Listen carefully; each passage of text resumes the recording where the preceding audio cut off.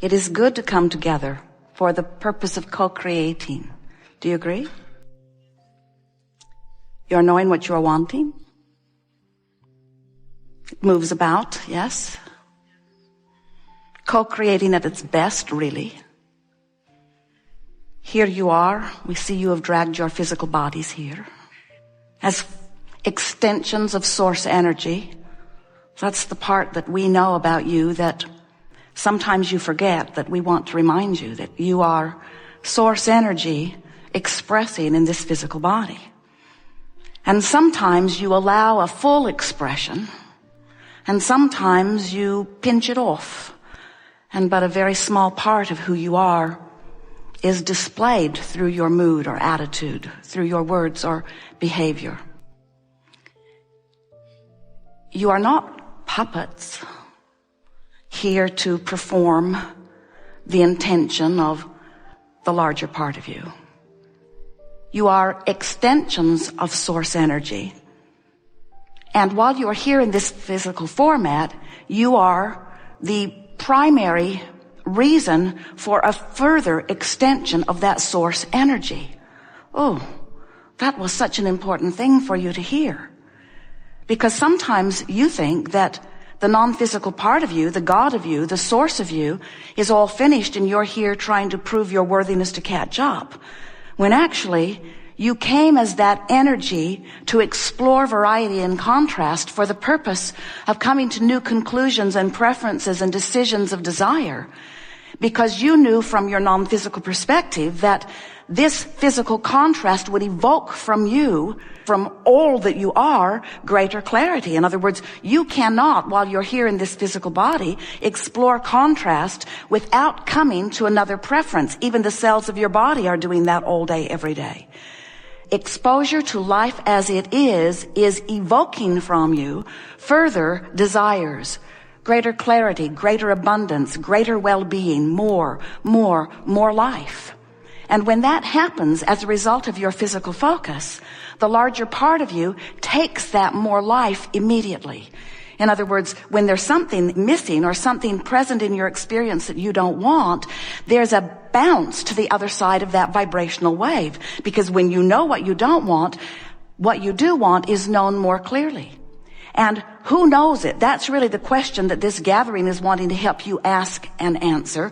Who knows? Who knows more clearly what is wanted when you know what you don't want? All of you, the larger part of you, the source energy part of you, the part of you that is non-physical, the part of you that is non-resistant, the part of you that is allowing the expansion of the universe. So what we just said to you is when your life causes you to want something, even if you don't put words to it, and often you do not, to want something beyond what is right here and now, you launch a vibrational rocket which goes immediately into what we are calling your vortex of creation, which is a vibrational alignment and gathering place, gathering because law of attraction is on it, where all cooperative components, which includes the larger part of you, the source of you, all cooperative components are instantaneously assembled to be the vibrational version of what your physical life has caused you to ask for. When your life causes you to ask, it is vibrationally given instantaneously. You become it. The larger part of you does. Now we're going to give you some words here because we really want to get your attention. As you're standing here in your physical body, exploring contrast and maybe not liking what you see, the larger part of you is taking the bounce and knows more clearly what you want and is instantaneously living it. So from the perspective of source, the way we see it, this vortex of creation is actually present tense because you live the life, you ask for it, and vibrationally it is done. Now, as you stand in your physical body, wanting, or in your words, needing the manifestation to catch up with it, we just want to get your attention by saying what is old news. What is past tense. We know it's hard to hear it. You're in your physical bodies. You're deciphering your time-space reality through your physical senses. You see it, you hear it, you smell it, you taste it, you touch it. This is now, you say, this is now, this is now. And it is now, but there is a vibrational version of now that you can't quite see yet, or hear yet, or smell yet, or taste, or touch yet, because it hasn't manifested into the way you want it to before you pronounce it as now, but it's now. It's now, and it's real, and the source within you is being it. And if you are still looking at the now you're claiming as now, you're holding to the past, and you're preventing the very manifestation that you want to show up. You heard that, didn't you? If you could accept that this vibrational reality, this vortex of creation, holds the newly become version of you, and you would do the only thing that you can do with the vibrational reality, you would feel for it. And why are we encouraging you to feel for it? Because you can't see it yet. You can't hear it yet. You can't smell it or taste it or touch it yet. But if you will feel for it, you will allow the feeling of it to train your vibration into alignment with it. And then, you know what? The manifestation has to happen. And the only reason manifestations are ever slow to come to you is because you're still living in the past. You're still beating the drum of what is. You've got what is-itis. This is what is. This is what is. This is what is. I'm a realist, you say, and we say, how silly of you. Don't face reality, face vibrational reality. Feel vibrational reality. Feel yourself forward. Feel who you have become. Because the larger part of you already moved there. And since the larger part of you, the source energy part of you, the soul, inner being part of you, has already moved to the new and improved version, when you don't move, you feel the discord. And that's what negative emotion is. The negative emotion that you feel is nothing more than you not keeping up with you. And it's interesting because you say things that are flawed. At their basis, you say, I am bummed out because I don't have enough money. And we say, that's not the reason you feel that way. You are bummed out because you went over here and the rest of you stayed over here. That's why you feel discord. You didn't go with the flow of the expansion. You are still, if you are like most humans, you are still justifying the desire that you've asked for, the desire that has already actualized vibrationally. You're still justifying it by pointing out what is. Esther will say, but it's true. And we say, it may very well be. But you can't keep focusing upon the truth of what has manifested and allow that truth to improve. Because when you focus upon the truth of what is manifested, you train yourself into the vibration of that, and that's as far as it can manifest. You cannot manifest anything beyond what you believe. You cannot manifest past your expectations. But not only can you not manifest past your expectations, you are manifesting your expectations. And that's really something to think about.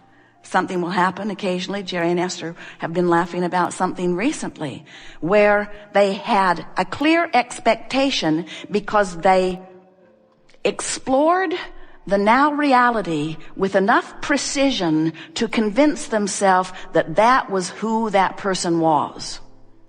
And once they were completely convinced that that's who that person was, that person behaved exactly as they expected that person to behave. And so then Esther says, well, Abraham, are you suggesting that we should expect them to be other than they are in order to change them? And we say, no, never. We don't want you to try to change them through your expectation. We are not teaching empowerment of others.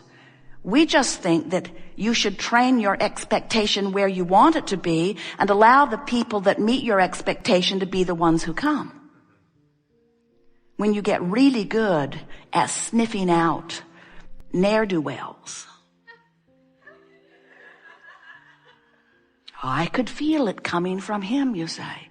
When you get really good at sniffing them out, you get really good at training your vibration into what they are, and then the universe says, oh, here's another one, here's another one, here's another one, here's another one. So you really have no choice if you want to feel good, if you want to be who you really are, and if you want to live the manifestations that you've carved out of the contrast that you've been living. You have no choice other than to decide to feel your way into alignment with who you really are and allow law of attraction to do the work, and it will. If you will give up your futile effort at controlling the uncontrollable and focus on controlling what you can control, which is the direction of your thought and therefore your mood, what you will begin to discover is, as you feel for the feeling of something you can't see yet, in time and in a very short time, the evidence of it will be seeable, hearable. We have enjoyed this interaction more than words can convey. You are a leading edge crowd in a leading edge time and space, exploring the variety of your life and causing an expansion of the universe for which the larger non-physical part of you feels utter and complete appreciation for. When you stand where you stand with your newfound determination to improve your mood, you release anything that even remotely approaches a deadline, and you completely align with everything that is a lifeline.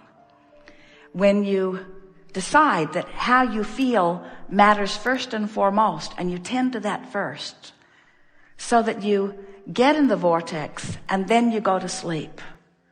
And you wake up in the vortex and then you greet your family. You get in the vortex and then you place the important phone call. You get into the vortex and then you drive your vehicle. You get into the vortex and then you write your book. You get into the vortex and then you write your song. You get into the vortex and then you greet your neighbor. You get into the vortex and then you get into the vortex and then you get into the vortex and then you enact, you become part of, you then represent, you then call forth the wisdom and the clarity of who you really are, and you apply it to this conversation. And the recipient of your words benefits. From inside the vortex, when you write your song, those who hear it feel resonance, even when they don't know it, to the connection of their own soul and source.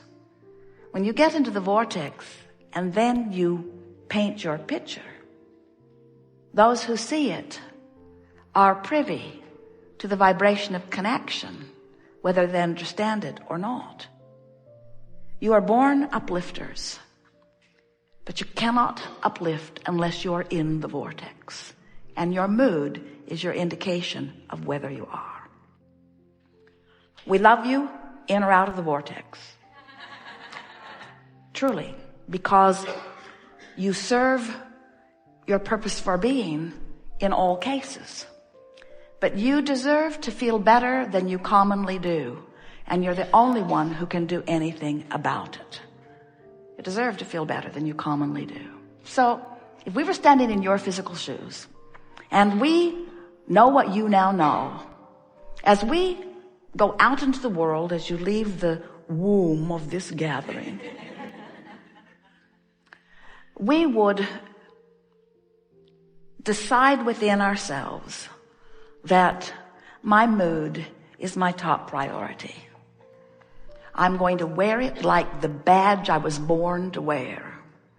My mood is going to be evident to everyone, and the mood that I wish to impart, the mood that I wish to share, the mood that I wish to inspire, like the mother bird across the courtyard, is a mood of positive expectation for me and all that I see.